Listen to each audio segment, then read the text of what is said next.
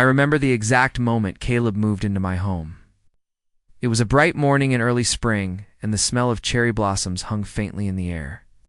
My name is Jessica, and life had just entered a new chapter. I had recently married David, a man I met 2 years ago at a corporate fundraiser. We both were divorced, trying to start over.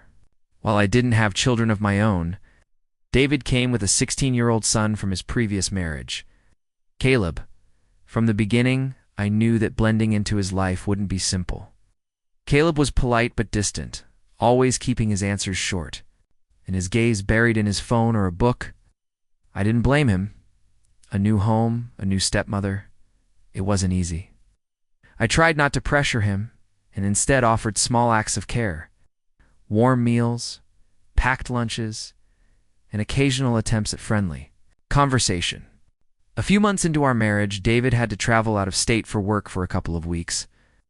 He trusted me to look after Caleb, though I suspected Caleb would hardly notice the difference. He was incredibly independent for his age, always, retreating to his room and rarely asking for anything. One evening, I decided to do something a little special. I had been experimenting in the kitchen lately, trying out unique desserts and snacks I'd seen online.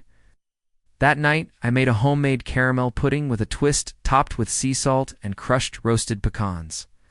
It had taken me nearly an hour, but I felt proud of how it turned out. I walked up to Caleb's room and knocked gently. "Hey, Caleb," I said softly. "I made something new tonight. Want to try it?" There was a pause. Then his voice came through the door, a little muffled. What? "Is it just something sweet?" "You can say no, of course, but I'd like you to try it." He opened the door after a second or two, curiosity tugging at his otherwise neutral face. "Okay," he said, taking the small dish from my hands. "Thanks." I watched as he took a cautious spoonful. His eyes widened slightly, just enough for me to notice. "This is really good," he said, almost surprised. I smiled. "Glad you like it. I've been experimenting in the kitchen. I wanted to know if it was any good before offering it to your dad when he gets back." He nodded, continuing to eat. For the first time, we stood in a moment that felt like more than polite obligation. It felt like a tiny bridge had been built. Over the next few days, I kept up the momentum. I invited him to try other things. Peach cobbler with fresh cream, homemade iced tea with mint and lemon, and even a savory chili I was nervous about. Each time I approached it with care, never pushing too much. Slowly, Caleb began to change.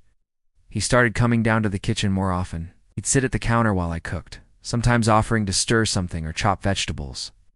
He was still quiet, still private, but the wall between us wasn't as thick. One Friday evening, I was preparing dinner when Caleb said, "You know, my mom never cooked much. She mostly ordered takeout or made quick stuff from the microwave." I paused, not wanting to intrude, but also feeling honored. He was opening up. "That must have been hard sometimes." He shrugged. "I guess I got used to it. But this is different. Better, I think." His words meant more than he probably knew. I never wanted to replace his mother. That wasn't possible or fair. But I did want him to feel that he belonged here. The real turning point came a few nights later. I had made a fresh batch of lemon bars, Caleb's favorite by then, and brought them into the living room where he was watching a documentary. I sat beside him, and we both began watching together, quietly munching on the treats. Halfway through the episode, he looked at me and said, "Thanks for everything. I know it's not easy trying to deal with a teenage guy like me."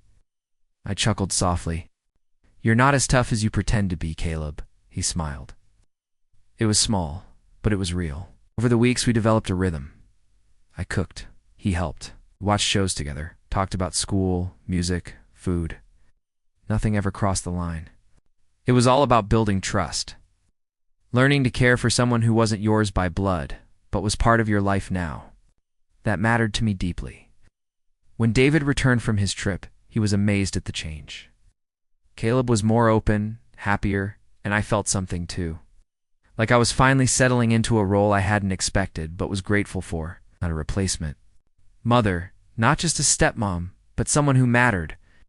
There was one evening months later when I looked back on it all, how it began with that simple sentence. I offered my stepson Caleb to taste it. He was shocked. And he was, but not just by the pudding.